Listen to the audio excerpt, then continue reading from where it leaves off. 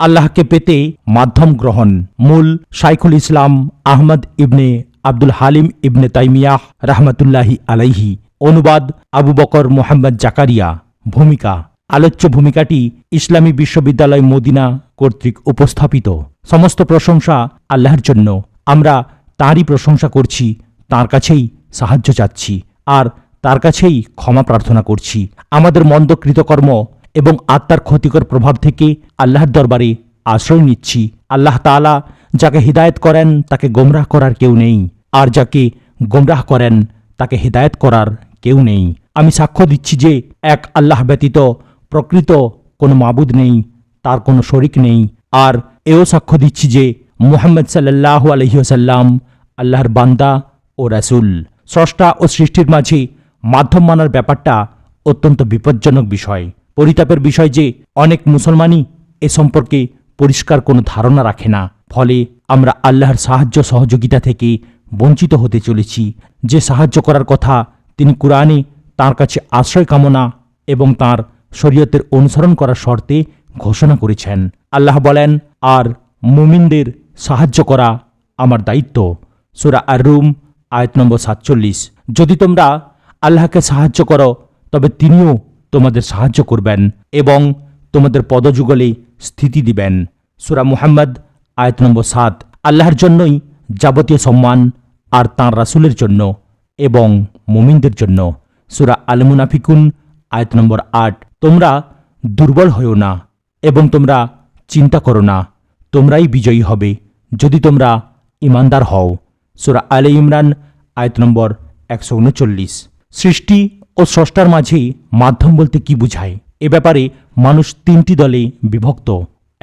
এক দল হচ্ছে তারা যারা শরিয়াত প্রণেতা হিসেবে প্রেরিত একমাত্র মাধ্যম রাসূলুল্লাহ সাল্লাল্লাহু আলাইহি ওয়াসাল্লামকেও মানতে নারাজ, বরং তারা দাবি করছে, আর কত জঘন্যই না তাদের এ দাবি, যে শরিয়ত শুধুমাত্র সাধারণ মানুষের জন্য।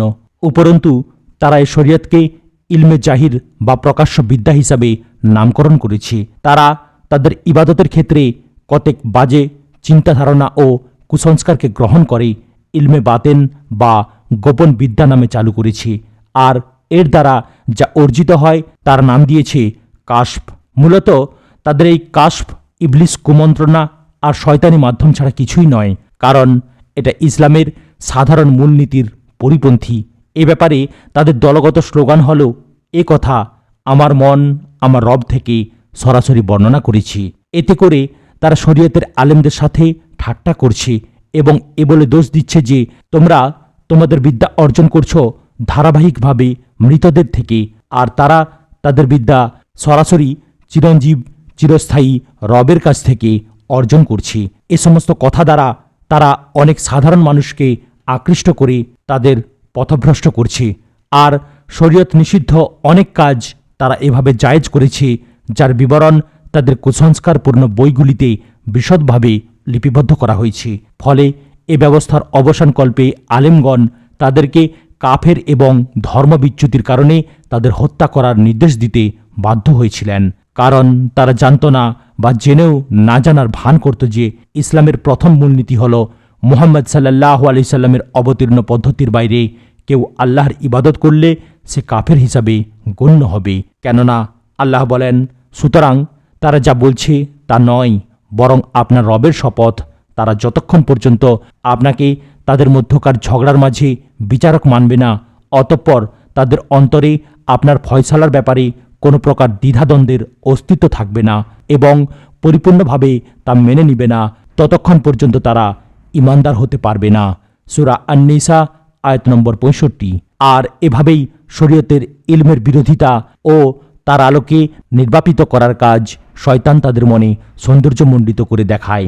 ফলে তারা নিশ্ছিদ্র অন্ধকারে ঘুরতে থাকে এবং তাদের খেয়াল খুশি মোতাবেক আল্লাহর ইবাদত করতে থাকে। পবিত্র কোরআনে আল্লাহ তাআলা তাদের যে চিত্র অঙ্কন করেছেন তা তাদের ক্ষেত্রে সঠিক বলে প্রতীয়মান হয়। আল্লাহ তাআলা বলেন, বলুন, আমি কি তোমাদেরকে আমলের দিক থেকে সবচেয়ে বেশি ক্ষতিগ্রস্তদের সংবাদ দেব? তারা হলো ওই সব লোক যাদের দুনিয়ার জীবনের সমস্ত প্রচেষ্টা পণ্ড হয়ে গেছে, অথচ তারা মনে করত কত সুন্দর কাজই না তারা করছে। তারাই সেসব লোক যারা তাদের রবের আয়াতসমূহ ও তার সাথে সাক্ষাৎকে অস্বীকার করেছে, ফলে তাদের সমস্ত আমল বিনষ্ট হয়ে গেছে। সুতরাং কিয়ামতের দিন তাদের জন্য কোনো ওজর স্থাপন করব না। সূরা আল কাহফ আয়াত নম্বর 103 থেকে 105। এই গ্রুপ শতধা বিভক্ত হয়ে একে অপরের বিরুদ্ধে লেগেছে, কারণ তারা সহজ সরল পথ থেকে দূরে সরে গেছে, যে পথ ছিল আল্লাহর নিয়ামত প্রাপ্তদের পথ, অভিশপ্ত বা পথহারাদের পথ নয়। তাদের সমস্ত গ্রুপই জাহান্নামে যাবে, কারণ রাসূলুল্লাহ সাল্লাল্লাহু আলাইহি সাল্লাম বলেছেন, আমার উম্মত 73 ফেরকা বা গ্রুপে বিভক্ত হবে, 72টি জাহান্নামে আর একটি জান্নাতে যাবে, যারা আমি এবং আমার সাহাবাগণ যে পথে আছি তার উপর থাকবে। হাদিসটি আবু দাউদ, নাসাই, ইবনে মাজাহ, তিরমিজি সবাই আবু হুরায়রা রাদিয়াল্লাহু তাআলা আনহু থেকে সহিহ সনদে বর্ণনা করেছেন। 2. যারা মাধ্যম সাব্যস্ত করতে গিয়ে সীমালঙ্ঘন করেছে আর মাধ্যমের ভুল ব্যাখ্যা করে এর উপর এমন কিছু জিনিস চাপিয়েছে যা চাপানো কখনো জায়েজ নয়।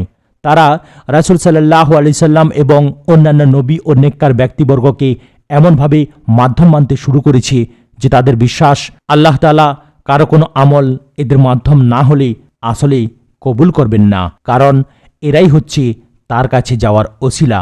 নাউজুবিল্লাহ। এতে করে তারা আল্লাহ তাআলাকে এমন সব অত্যাচারী বাদশাহদের বিশেষণে বিশেষিত করেছে যারা তাদের প্রাসাদে প্রচুর দারোয়ান নিযুক্ত করে রেখেছে, যাতে করে কোনো শক্তিশালী মাধ্যম ছাড়া তাদের কাছে পৌঁছানো কখনো সম্ভব হয়ে ওঠে না। অথচ আল্লাহ তাআলা পবিত্র কোরআনে বলেন, যখন আপনাকে আমার বান্দাগণ আমার সম্পর্কে প্রশ্ন করে তখন বলুন আমি নিকটে। আহ্বানকারী যখন আমাকে আহ্বান করে আমি তার ডাকে সাড়া দেই। সুতরাং তারা যেন আমার হুকুম মেনে নেয় এবং আমার উপরই ঈমান আনে, যাতে করে তারা সৎ পথ লাভ করে। আল্লাহ তাআলার এই বাণীর সাথে পূর্ববর্ণিত লোকদের বিশ্বাসের সঙ্গতিটা কতটুকু তা আপনারা নিজেরাই চিন্তা করুন। এই আয়াত ইঙ্গিত করছে যে আল্লাহর কাছে পৌঁছার একমাত্র মাধ্যম হচ্ছে তার উপর সঠিকভাবে ঈমান আনা এবং তার প্রদর্শিত পথে ইবাদত করা। দৃশ্যনীয় যে এ আয়াতে ইবাদতের কথা ঈমানের পূর্বে উল্লেখ করে নেক আমল বা সৎ কাজের গুরুত্ব সম্পর্কে সাবধান করা হয়েছে, কেননা আল্লাহর সন্তুষ্টি অর্জন ও তার জান্নাত হাসিলের জন্য এটা প্রধান শর্ত। আল্লাহ তাআলা কোরআনে ওসিলা শব্দের উল্লেখ করেছেন এবং তা দ্বারা পূর্ণ আনুগত্য করাকেই বুঝিয়েছেন, কারণ এটা অর্থাৎ আল্লাহ ও তার রাসূলের পূর্ণ আনুগত্যই একমাত্র মাধ্যম যা তাঁর নৈকট্য দিতে পারে এবং তার রহমতের দরজা খুলতে ও জান্নাতে প্রবেশ করাতে সক্ষম। তাই আল্লাহ তাআলা বলেছেন, হে ঈমানদারগণ, তোমরা আল্লাহকে ভয় করো এবং তার কাছে ওসিলা অর্থাৎ পূর্ণ আনুগত্যের মাধ্যমে নৈকট্য অন্বেষণ করো আর তার রাস্তায় জিহাদ করো, যাতে করে তোমরা সফলকাম হতে পারো। সূরা আল মাইদাহ আয়াত নম্বর 35। নেককার বান্দাদেরকে যারা ওসিলা হিসেবে গ্রহণ করে এমন মূর্খ চেতনাহীন লোকদের আল্লাহ তাআলা পরিহাস করেছেন, কারণ তারা নেককার বান্দাদেরকে ওসিলা বানাচ্ছে, অথচ নেককার বান্দারা নিজেরাই এই ওসিলা তথা আল্লাহর আনুগত্য দ্বারা নৈকট্য হাসিলের অধিক মুখাপেক্ষী। আর এছাড়া আল্লাহর নৈকট্য লাভের দ্বিতীয় কোনো পথ নেই। যেমন আল্লাহ তাআলা বলেছেন, তারা যাদের আহ্বান করছে তারা নিজেরাই তাদের প্রভুর নৈকট্য লাভের জন্য ওসিলা খুঁজছে, তারা তার রহমতের আশা করছে, তার শাস্তির ভয় করছে। নিশ্চয়ই আপনার প্রভুর শাস্তি ভীতিপ্রদ। সূরা আল ইসরা আয়াত নম্বর 57। বড়ই পরিতাপের বিষয় যে এ সমস্ত অমনোযোগী লোকেরা যাদেরকে মাধ্যম হিসেবে গ্রহণ করেছে তাদের সত্তার উপর ভরসা করে থাকার ফলে নেক আমল করা থেকে বিরত থাকছে, খারাপ কাজে অভ্যস্ত হয়ে পড়ছে, যা মুসলমানদের অধঃপতনের কারণ হয়েছে। তারা ভুলে গেছে বা ভুলে থাকার ভান করছে যে আল্লাহ তাআলা তাঁর রাসূলকে, যিনি সমস্ত মানব সন্তানের নেতা, তাকে সম্বোধন করে বলেছেন, বলুন আমি আমার নিজের কোনো উপকার বা ক্ষতি করার ক্ষমতা রাখি না। সূরা আল আরাফ আয়াত নম্বর 188। অনুরূপভাবে রাসূল সাল্লাল্লাহু আলাইহি সাল্লাম তার কলিজার টুকরা কন্যাকে সম্বোধন করে বলেছেন, হে ফাতিমা, আমার কাছে যত সম্পদ আছে তার থেকে যা ইচ্ছা হয় চেয়ে নাও, আমি আল্লাহর কাছে তোমার কোনো কাজে আসব না। বুখারী ও মুসলিম। তিনি আরও বলেন, যখন কোনো মানুষ মারা যায় তখন তার সমস্ত আমল বন্ধ হয়ে যায় কেবলমাত্র 3টি আমল ব্যতীত। মুসলিম। যদি নবীগণ ও নেককার লোকদের ব্যক্তিসত্তার ওসিলা গ্রহণ জায়েজ না হওয়ার ব্যাপারে কোনো দলিল না থাকত, বরং আমাদের সামনে উমর রাদিয়াল্লাহু তাআলা আনহুয়ের সেই ঘটনাটি শুধু থাকত, যাতে তিনি নবী সাল্লাল্লাহু আলাইহি ওয়াসাল্লামের মৃত্যুর পর তাঁর ওসিলা বাদ দিয়ে তার চাচা আব্বাসের দুয়ার শরণাপন্ন হয়েছিলেন, তবে ওসিলাবাদী এ দলের মূলোৎপাটনে তাই যথেষ্ট হতো। ইমাম আবু হানিফা রহমতুল্লাহ আলাইহি কতই না সুন্দর বলেছেন, আমি আল্লাহর কাছে আল্লাহ ব্যতীত অপর কিছুর মাধ্যমে কিছু চাওয়াকে হারাম মনে করি। দুর্রে মুখতার ও হানাফিদের অন্যান্য কিতাবে তা ইমাম সাহেব থেকে বর্ণিত আছে। যদি ব্যক্তিসত্তা দ্বারা ওসিলা দেয়া জায়েজ হতো, তবে কুরআন ও হাদিসের যাবতীয় দোয়া যার সংখ্যা অগণিত তা ব্যক্তিসত্তার ওসিলা দিয়েই আসত, কিন্তু তার একটিও সেভাবে আসেনি। ৩.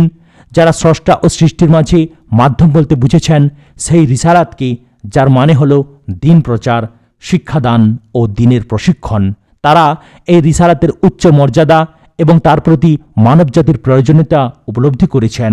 ফলে তারা শরঈ বিধান লাভের উদ্দেশ্যে এবং ঐশী বাণী বা ওহির আলোকে আলোকিত হওয়ার জন্য রাসূল সাল্লাল্লাহু আলাইহি সাল্লামকে বড় মাধ্যম এবং বৃহৎ ওসিলা হিসাবে গ্রহণ করেছেন।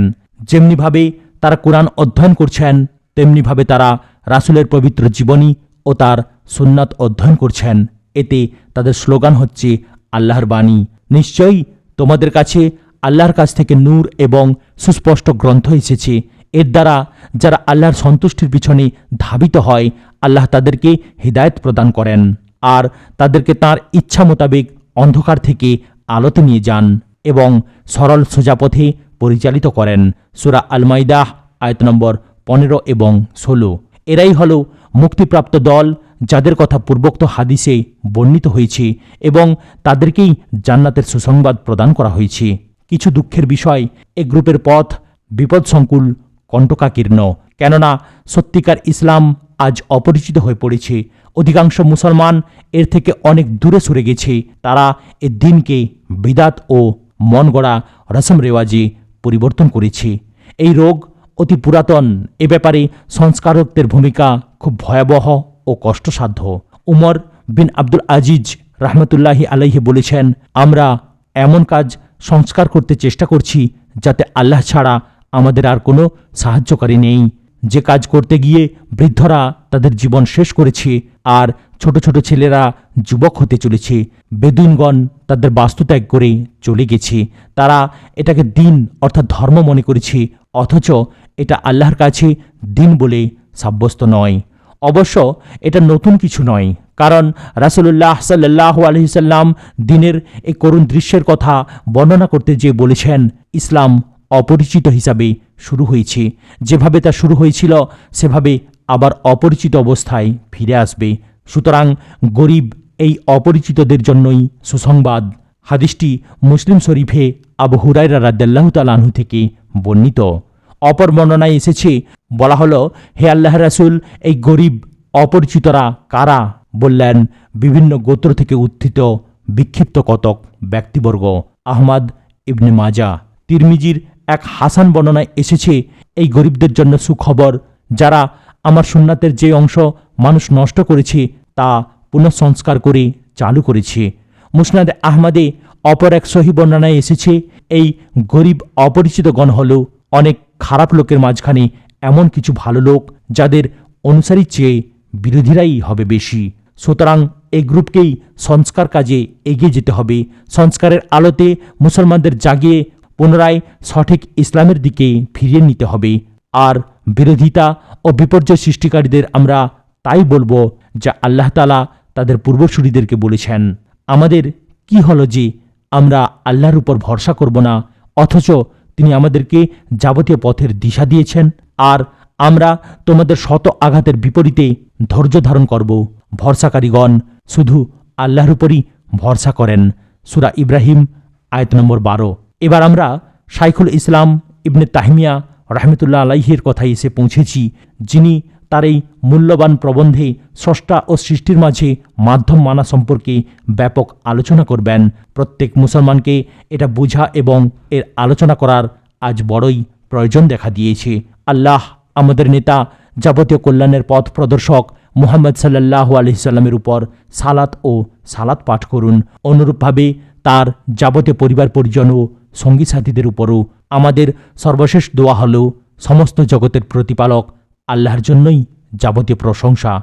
বিসমিল্লাহির রহমানির রাহিম। বলুন, আল্লাহর জন্য সমস্ত প্রশংসা। সালাম তার মনোনীত বান্দাদের প্রতি। আল্লাহ তাআলা কি শ্রেষ্ঠ না সেসব সত্তা যাদেরকে তারা তার সাথে শরীক সাব্যস্ত করেছে। সূরা আল-নামল আয়াত নম্বর 59।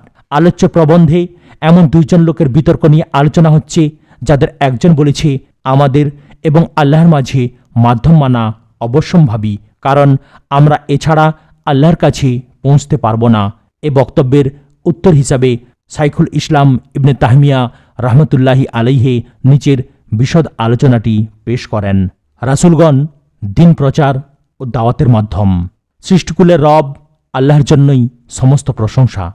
যদি ওই লোকটি যে বলেছে আমাদেরকে অবশ্যই মাধ্যম মানতে হবে, এ কথা দ্বারা এটা উদ্দেশ্য নেয় যে আমাদেরকে অবশ্যই এমন মাধ্যম ধরতে হবে যারা আমাদের নিকট আল্লাহর দিন প্রচার করবে, তাহলে তার এ কথা হক ও যথার্থ।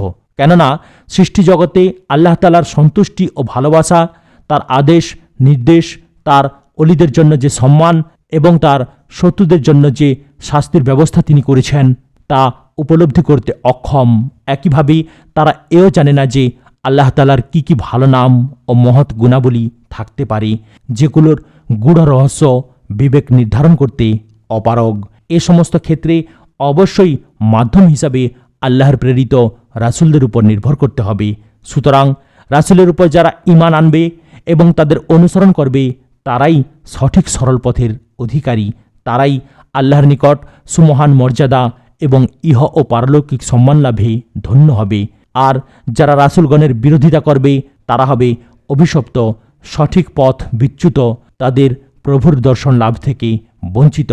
আল্লাহ বলেছেন, হে আদম সন্তান, যখন তোমাদের কাছে তোমাদের থেকে রাসূলগণ আসবেন, তারা তোমাদের কাছে আমার আয়াতসমূহ নিদর্শনাবলী বর্ণনা করবেন, তখন যারা তাকওয়া অবলম্বন করবে এবং সঠিক পথে পরিচালিত হবে, তাদের কোনো ভয় ও চিন্তা থাকবে না। আর যারা আমার আয়াতকে মিথ্যা প্রতিপন্ন করবে এবং অহংকারবশত দূরে থাকবে, তারাই হবে জাহান্নামী, সেখানেই তারা অনন্তকাল থাকবে। সূরা আল আরাফ আয়াত নম্বর 35 এবং 36। অন্য আয়াতে বলেন, তারপর যখন তোমাদের কাছে আমার পক্ষ থেকে কোনো হিদায়াত অর্থাৎ দিক নির্দেশনা আসবে, তখন যারা আমার হিদায়াতকে গ্রহণ করবে তারা পথভ্রষ্ট হবে না, দুর্ভাগাও হবে না। আর যারা আমার জিক্র অর্থাৎ স্মরণ থেকে বিমুখ হবে, তাদের জন্য থাকবে সংকীর্ণ জীবন। আর কিয়ামতের দিন আমরা অন্ধ অবস্থায় তার হাসর করব। সে তখন বলবে, হে প্রভু, আমাকে কেন অন্ধ অবস্থায় হাসর করেছেন? আমি তো দৃষ্টিশক্তি সম্পন্ন ছিলাম। উত্তরে আল্লাহ বলবেন, অনুরূপভাবে তোমার নিকট দুনিয়াতে আমার আয়াতসমূহ এসেছিল, কিন্তু তুমি তা ভুলে বসেছিলে। ঠিক আজকের দিনে তোমাকেও ভুলে যাওয়া হবে। সূরা তাহা আয়াত নম্বর 123 থেকে 126, অর্থাৎ এখানে রেখে দেয়া হবে। ইবনে আব্বাস রাদিয়াল্লাহু তাআলা আনহু বলেন, যারা কুরআন পড়বে ও তার হিদায়াত মোতাবেক আমল করবে, আল্লাহ তার জন্য জামিন হলেন যে দুনিয়াতে সে বিপদগামী হবে না আর পরকালে সে দুর্ভাগাদের মাঝে পড়বে না। আল্লাহ তাআলা জাহান্নামের অধিবাসীদের সম্পর্কে আরও বলেন, যখনই কোনো একটি দলকে এতে অর্থাৎ জাহান্নামে নিক্ষেপ করা হবে, তখনই তার দারোয়ানরা জিজ্ঞেস করবে, তোমাদের কাছে কি ভয় প্রদর্শনকারী অর্থাৎ রাসূল আসেনি? উত্তরে তারা বলবে, হ্যাঁ, অবশ্যই আমাদের নিকট ভয় প্রদর্শনকারী এসেছিল, কিন্তু আমরা তাদের মিথ্যা প্রতিপন্ন করেছি আর বলেছি আল্লাহ কিছুই অবতীর্ণ করেনি। তোমরা তো কেবল বড় রকমের গোমরাহিতে নিমজ্জিত হয়ে রয়েছ। সূরা আল মুলক আয়াত নম্বর 8 এবং 9। আল্লাহ তাআলা আরও বলেন, আর কাফেরদেরকে জাহান্নামের দিকে দল বেঁধে টেনে নেওয়া হবে। যখন তারা সেখানে আসবে, তখন জাহান্নামের দরজাসমূহ খুলে দেয়া হবে, আর তার জাহান্নামের পাহারাগণ তাদেরকে বলবে, তোমাদের কাছে কি তোমাদের স্বজাতি থেকে রাসূলগণ এসে তোমাদের প্রভুর আয়াতসমূহ পাঠ করে শোনায়নি এবং এই দিনের সাক্ষাতের ভয় দেখাননি? তারা উত্তরে বলবেন, হ্যাঁ, কিন্তু শাস্তি প্রদানের নির্দেশ কাফেরদের উপর যথার্থভাবে কার্যকরী হয়েছে। সূরা আজ-জুমার আয়াত নম্বর 71। আল্লাহ তাআলা আরও বলেন, আমি রাসূলদের কেবলমাত্র শুভ সংবাদ প্রদানকারী এবং ভয় প্রদর্শনকারী রূপেই প্রেরণ করেছিলাম। ফলে যারা ঈমান এনেছে এবং সঠিক পথে পরিচালিত হয়েছে, অর্থাৎ ঈমান অনুসারে নিজেদের গঠন করেছে, তাদের কোনো ভয় ও পেরেশানি থাকবে না।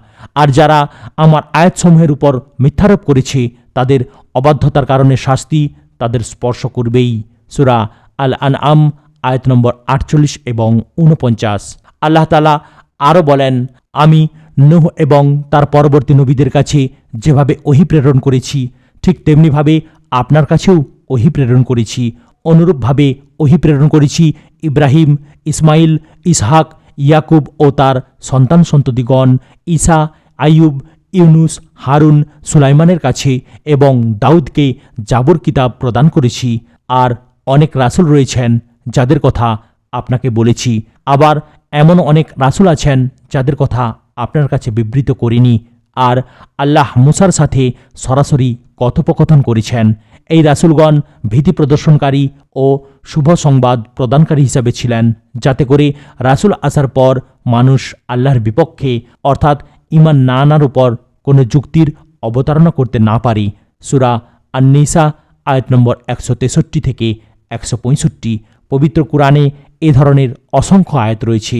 আর এ ব্যাপারে ইয়াহুদি, নাসারা এবং মুসলমান এই তিন জাতির সবাই একমত, কারণ তারা আল্লাহ ও তার বান্দাদের মাঝে রাসূলদেরকে আল্লাহর পক্ষ থেকে আল্লাহর নির্দেশাবলী ও তাঁর সম্পর্কিত খবরাখবরের জন্য মাধ্যম হিসাবে গ্রহণ করেছেন।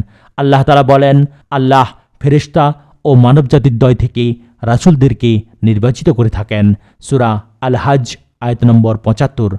যারা এ মাধ্যম মানতে অস্বীকার করবে, তারা সমস্ত জাতির অর্থাৎ ইয়াহুদি, খ্রিস্টান এবং মুসলমান ঐক্যমতে কাফির। যে সমস্ত সূরা মক্কায় অবতীর্ণ হয়েছে, যেমন সূরা আনআম, আরাফ, আলিফ লাম রা, হামিম, তাসিন ইত্যাদি সূরাগুলি মূলত দ্বীনের মূলনীতিকে স্পষ্টভাবে বর্ণনা করেছে। যেমন আল্লাহ রাসূল এবং পরকালের উপর ঈমান আনার উপর জোর দিয়েছেন, অনুরূপভাবে সেগুলোতে আল্লাহ তাআলা নবীদেরকে যারা মিথ্যা প্রতিপন্ন করেছে তাদের কাহিনী সবিস্তারে বর্ণনা করেছেন এবং কিভাবে তিনি তাদের ধ্বংস করেছেন আর তার রাসূল ও মুমিনদের কিভাবে সাহায্য করেছেন তা বিবৃত করেছেন। আল্লাহ বলেন, আর নিশ্চয়ই আমার বান্দা রাসূলদের জন্য আমার বাণী পূর্বেই নির্দিষ্ট হয়েছে যে অবশ্যই তারা সাহায্যপ্রাপ্ত হবে, আর নিশ্চয়ই আমার বাহিনী জয়ী হবে। সূরা আস-সাফফাত আয়াত নম্বর 171 থেকে 173। আল্লাহ তাআলা আরও বলেন, নিশ্চয়ই আমি আমার রাসূল ও মুমিনদেরকে এবং যেদিন সাক্ষীগণ সাক্ষ্যদানের জন্য দাঁড়াবে সেদিন সাহায্য করব। সূরা আল গাফির আয়াত নম্বর 51। সুতরাং এ সমস্ত মাধ্যমের আনুগত্য ও অনুসরণ করতে হবে এবং তাদেরকে আদর্শ হিসাবে মানতে হবে। যেমন আল্লাহ তাআলা বলেন, আর আমি রাসূলদেরকে কেবল আল্লাহর নির্দেশ মোতাবেক আনুগত্য করার জন্যই প্রেরণ করেছি। সূরা আন-নিসা আয়াত নম্বর 64। আল্লাহ তাআলা আরও বলেন, যে রাসূলের আনুগত্য করল সে আল্লাহেরই আনুগত্য করল। সূরা আন-নিসা আয়াত নম্বর 80। আল্লাহ তাআলা আরও বলেন, বলুন তোমরা যদি আল্লাহকে ভালোবাসো তবে আমার অনুসরণ করো, পরিণামে আল্লাহ তোমাদের ভালোবাসবেন। সূরা আলে ইমরান আয়াত নম্বর 31।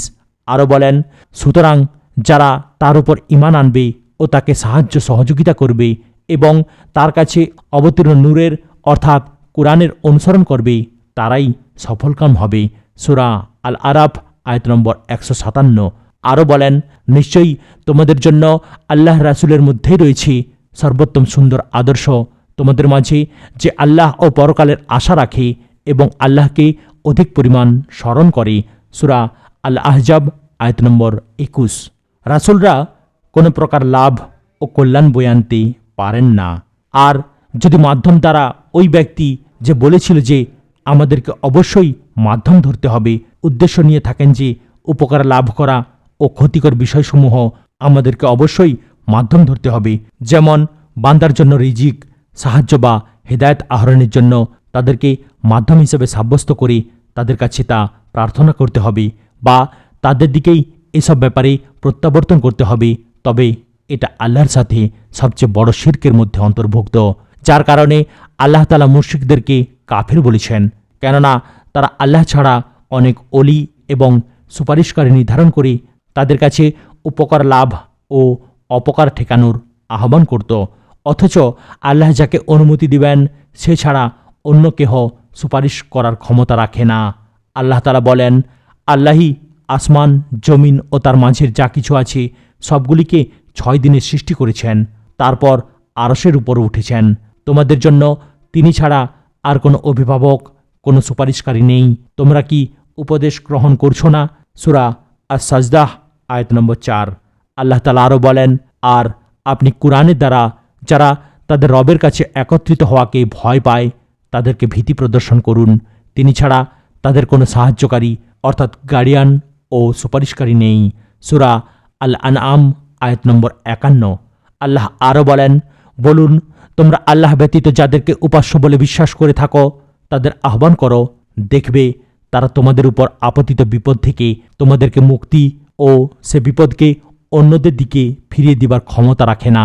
যারা তাদেরকে ডাকছে তারাই তাদের প্রভুর নৈকট্য লাভের জন্য ওসিলা বা সৎ কাজের মাধ্যমে নৈকট্য খুঁজে বেড়াচ্ছে, যে তাদের মধ্যে কে সর্বাধিক নিকটবর্তী, অর্থাৎ তারা বেশি নৈকট্য লাভের প্রতিযোগিতায় লিপ্ত।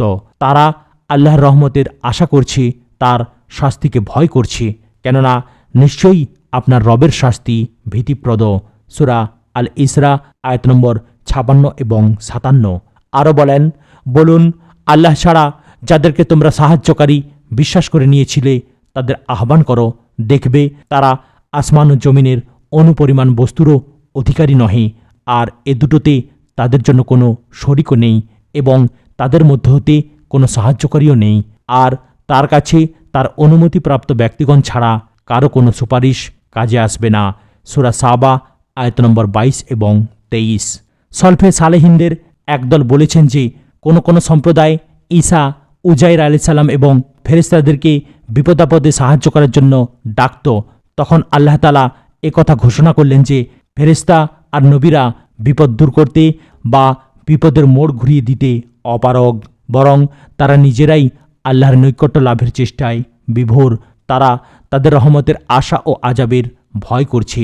আল্লাহ তাআলা আরও বলেন, কোনো মানুষের জন্য এটা উচিত নয় যে আল্লাহ তাকে কিতাব, জ্ঞান, নবুয়ত দিবার পর সে লোকদেরকে বলবে যে তোমরা আল্লাহর পরিবর্তে আমার ইবাদত করো, বরং বলবে তোমরা কিতাবের জ্ঞান শিক্ষা দেয়া ও পাঠ নেয়ার পর সংস্কারক হিসাবে আত্মপ্রকাশ করবে, আর সে নবী, ফেরেশতা ও নবীদেরকে রব মানারও নির্দেশ দিতে পারবে না।